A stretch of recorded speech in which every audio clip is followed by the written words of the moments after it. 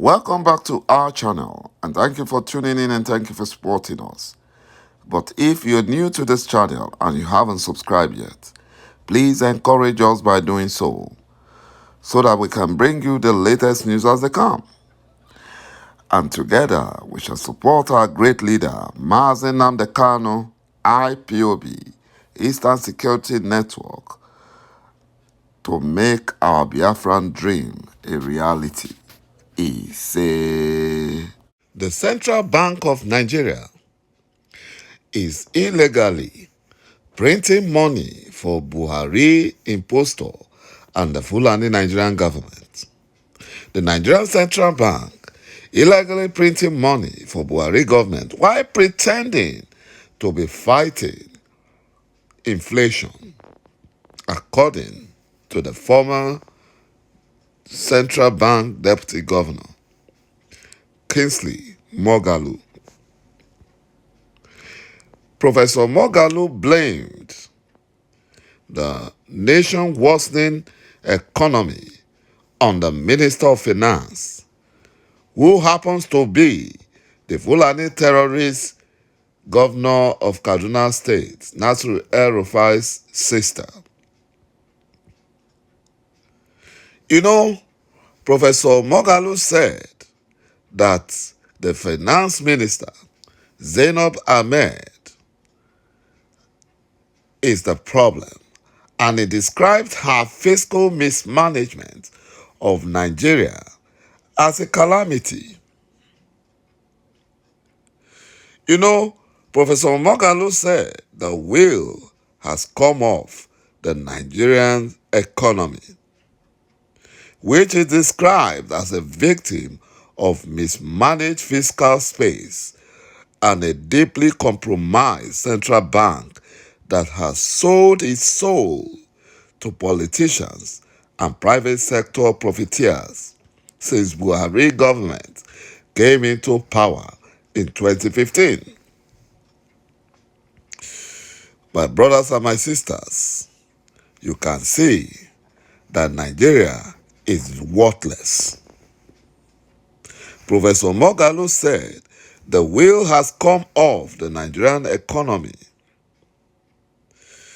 You know, and he said that it is not often that he agrees with the Nigerian Minister of Finance, a Fulani quota system graduate who does not even know anything about finance. Not because of anything, but because Moghalu said he fundamentally disagrees with what he considers her fiscal mismanagement of Nigeria. But at least she recently gave an honest assessment of how broke-assed Nigeria is now. And Professor Moghalu said that the central bank and its governor are also Fulani slaves. He said that for that, he believed the ultimate calamity. Why? Normally, the finance minister directly answers to the president, where a federal government is non-reform oriented, as in the President Obasanjo era. The minister can be subjected to negative political pressure if he or she is not strong, respected, an accomplished personality like 噚Κωγιοϊ, of whom politicians were wary because he wasn't exactly into one-chance bus travel masquerading as fiscal management. Moreover, President Obasanjo protected ዄkωγιοϊ and her reforms. President Goodluck Jonathan strongly backed ዄkωγιοϊ, even if parallel other activities that were kept beyond her remit, e.g., for example, in the petroleum sector, went on. But where a central bank is truly independent, as we were in their time. According to him, it can serve as a check in the national interest on the worst excesses of profligate politicians that often dot Nigeria's landscape of high-level public appointments. In the current scenario, under the Buhari Fulani Nigerian government, the leadership of the central bank evidently does not believe in the concept of central bank independence in its operations. Rather, the bank asks how high. Once the presidency says jump, it sees itself as a quasi-fiscal agent using its ability to print money for the government of the day. This is what the rent seekers and parasites that benefit from this situation justify as unorthodox central banking. As in, of course, central bank in Zimbabwe and Venezuela. Nigeria central bank has dipped so low below Zimbabwe and Venezuela central bank that their money collapsed. You know, between a mismanaged fiscal space and a deeply compromised central bank that has sold its soul to politicians and private sector profiteers, the wheel has come off the Nigerian economy.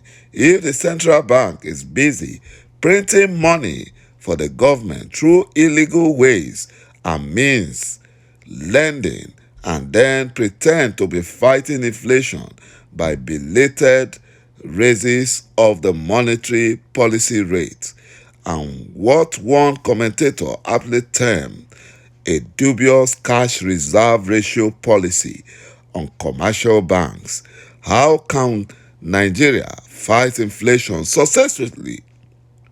They cannot.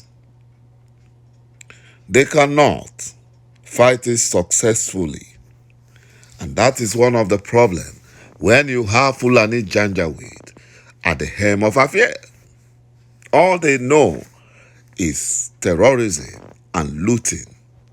Buhari impostor blasted Nigerian students after the student lamented that the APC Fulani Nigerian government failed them, and Buhari impostor shows that he does not care about education.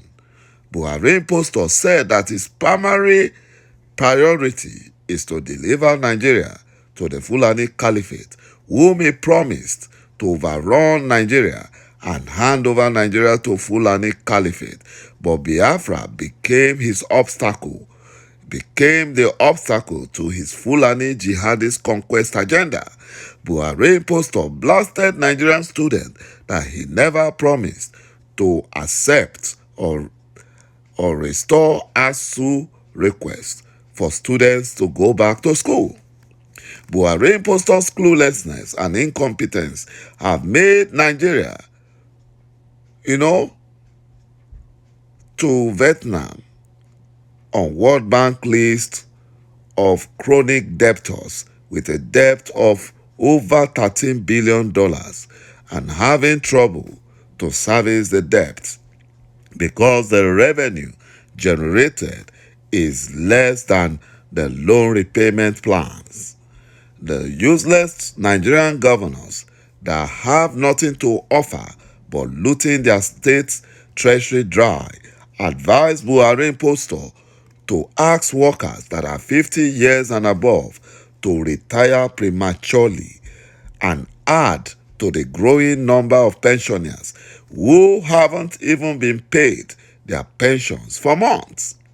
All these are happening because Buhari impostor blackmailed the Yoruba former finance minister Kemi Adeosun and replaced her with a Fulani Janjaweed, Zainab Ahmed, a quota system clueless minister of finance, the worst in the history of Nigeria, who kept advising Buhari impostor to borrow more money until all the countries stopped borrowing Nigerian money. They stopped lending Nigerian money.